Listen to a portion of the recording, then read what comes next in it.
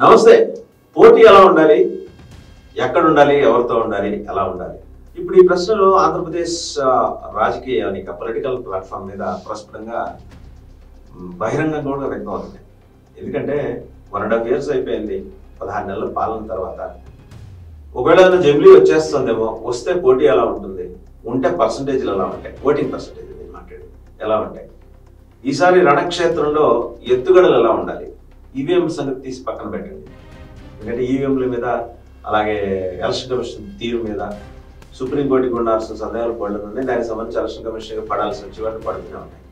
So election commission ఇదివరకు చేసినంత ఉదారంగా అయితే చేయడానికి ఇక్కడ ఎక్కడా కనిపించట్లేదు. అండ్ ఇంకో మాట కూడా ఉంది ఎలక్షన్ కమిషన్ ఉద్దేశించి, ఒకవేళ మీరు రాజ్యాంగబద్ధంగా వ్యవహరించకపోతే సీరియస్ పరిణామాలు ఉంటాయి. అలాగే ఇది కేవలం బీహార్ ఓటర్ల జాబితాకి సంబంధించిందే కాదు. ఈ సర్ రిపర్కషన్స్ అనేది మిగిలిన అన్ని రాష్ట్రాల మీద కూడా మేము దృష్టి పెట్టబోతున్నామని చెప్పించుకుంటాం. సరే, అంశం పక్కన పెడితే ఓట్ల శాతం మాట్లాడుకుంటే జగన్మోహన్ రెడ్డి గారికి 40% సాలిడ్గా ఉంది. 40% ఓట్లు వచ్చి 11కి కన్ఫైన్ అవటం ఏంటి? బేతాళ ప్రశ్న. చంద్రబాబు కథల్లో మనం చదువుకున్నాం. విక్రమార్కుడు మౌనంగా శవాన్ని దించి భుజాన వేసుకొని మౌనంగా శ్మశానం వేసుకున్నాడు ఒకసారి.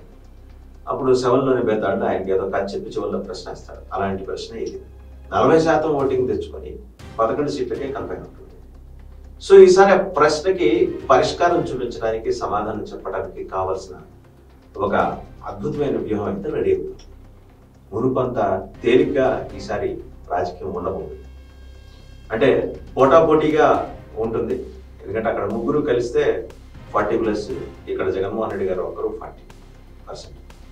సరే, ఈ 40% కాకుండా ఇప్పుడు జగన్మోహన్ రెడ్డి గారు ఏంటంటే ఈ has a different strategy now. మనం ఎస్సీ, ఎస్టీ, బీసీ మైనారిటీ వర్గాల కోసం విశేషంగా విరళంగా కృషి చేసినప్పుడు వాళ్ళు మన వెంబడి నడిచారు. వాళ్ళతో పాటు ఏంటంటే మిగిలిన సామాజిక వర్గాలకి చేసినప్పటికీ చెప్పుకోలేకపోతాం. అన్ని సామాజిక వర్గాలకి అంటే ఇతర కులాల్లోని పేదలు, ఓసీల్లోని పేదలు, మధ్యతరగతి కుటుంబాలకు కావాల్సిన సపోర్ట్ మనం ఇచ్చి మనం ఎందుకనో అది క్లెయిమ్ చేసుకోలేకపోయాం, చెప్పుకోలేకపోయాం. ఆ చెప్పుకోలేకపోవడం వల్ల ఏర్పడిన గ్యాప్, మధ్యలో చేరిన కొన్ని ఈ దళారీ వ్యవస్థలు, వీటన్నిటినీ ఆయన వెట్టింగ్ చేశారు. ఈ 16 నెలల కాలం ఆయన ఖాళీ కూర్చోలా, వెట్టింగ్ చేశారు. రైతుల కోసం ఏం చేయాలి, యువత కోసం ఏం చేయాలి, ఉమెన్ కోసం ఏం చేయాలి, దివ్యాంగుల కోసం ఏం చేయాలి, వీళ్ళందరి కోసం ఆయన హ్యాస్ డిఫరెంట్ సర్టన్ ప్లాన్స్. సరే, ఈసారి ఏం చేశారంటే పార్టీ నాయకత్వానికి ఆయన దిశానిర్దేశం ఎలా చేయబోతున్నారంటే క్లియర్గా ఆయన మాట్లాడింది ఒకటే. 40% దూరంగా ఉన్న వాళ్ళు ఎవరు, ఏ సామాజిక వర్గాలు దూరం, వాళ్ళలో ఒపీనియన్ లీడర్స్ ఎవరు, వాళ్ళు పిలిపించుకొని మాట్లాడదు. ముందర జిల్లాల స్థాయిలో మీరు పిలిపించుకొని మాట్లాడండి, మీరు వెట్టింగ్ చేయండి. తర్వాత మనం వీరుని బట్టి 2 నెలలకో 3 నెలలకో 2 జిల్లాలో 3 జిల్లాలో ఒక ప్రోగ్రాం పెట్టుకుని వాళ్ళందరినీ కలుద్దాం.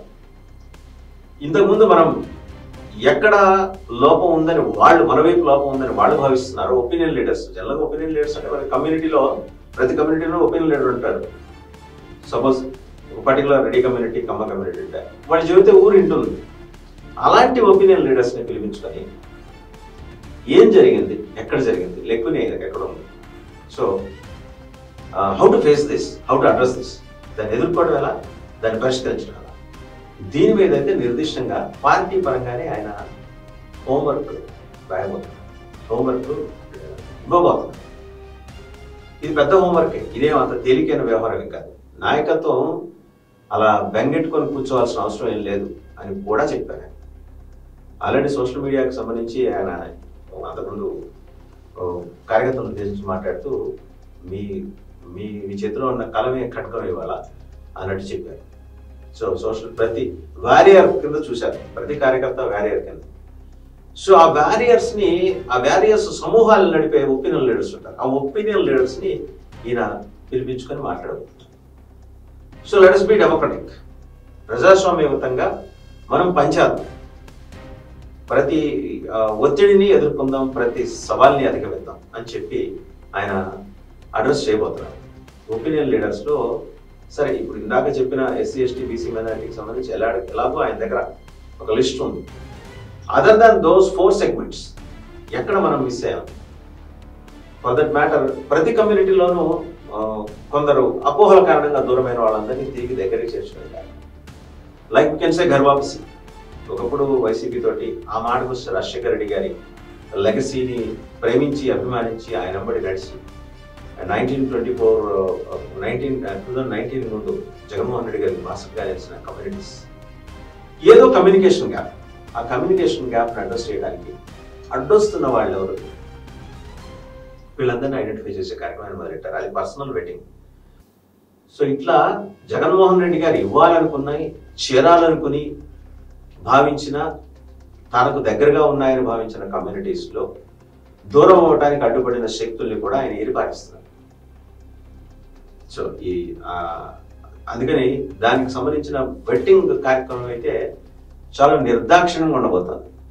తన పరానిగా పార్టీకి అన్యాయం చేసి కమ్యూనిటీస్ని దూరం చేసి కొన్ని కమ్యూనిటీస్లో అనవసరమైన అపోహలు క్రియేట్ చేసిన వాళ్ళ ఎవరిని ఆయన ఉపేక్షించవచ్చు.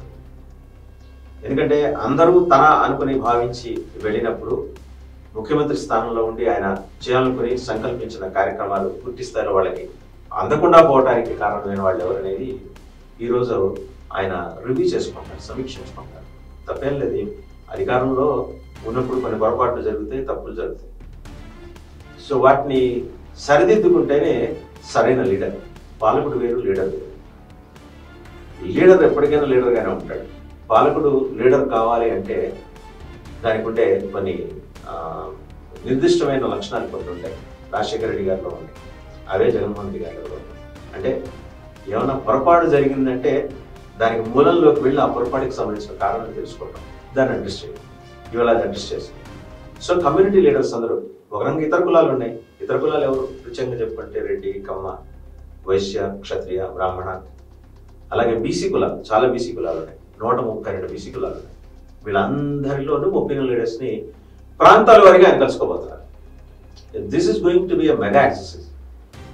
ఓకే, ఈయన చేసి ఇతర పోరాటాలు ఉన్నాయా? పత్తి రైతుల కోసం, పొగాకు రైతుల కోసం, మిర్చి రైతుల కోసం, మామిడి రైతుల కోసం, ఉల్లి రైతుల కోసం, టమాటో రైతుల కోసం, అది పార్టీ ఆందోళన కార్యక్రమాలు పార్టీ ఆయా విభాగాలుగా మీద టేకప్ చేస్తుంది. ఈసారి వ్యూహ విభాగం అనేది ఈయన టేకప్ చేయబోతున్నారు.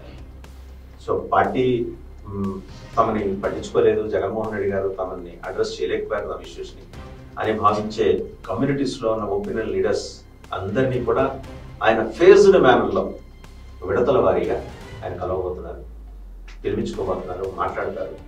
And is going to address each and every. Unaddressed కార్నర్స్లో ఉన్న సమస్యలను కూడా, అంటే అనూహ్యంగా ఎక్కడి నుంచో వచ్చే సమస్యలను కూడా అడ్రస్ చేయడానికి కావాల్సిన యంత్రాంగాన్ని ఆయన తయారు చేసుకోవాలి. సో ఇది నిర్దిష్టంగా ఏంటంటే ఒపీనియన్ లీడర్స్ తోటి జగన్మోహన్ రెడ్డి గారి భేటీలు, వరుస భేటీలు. You can say like that.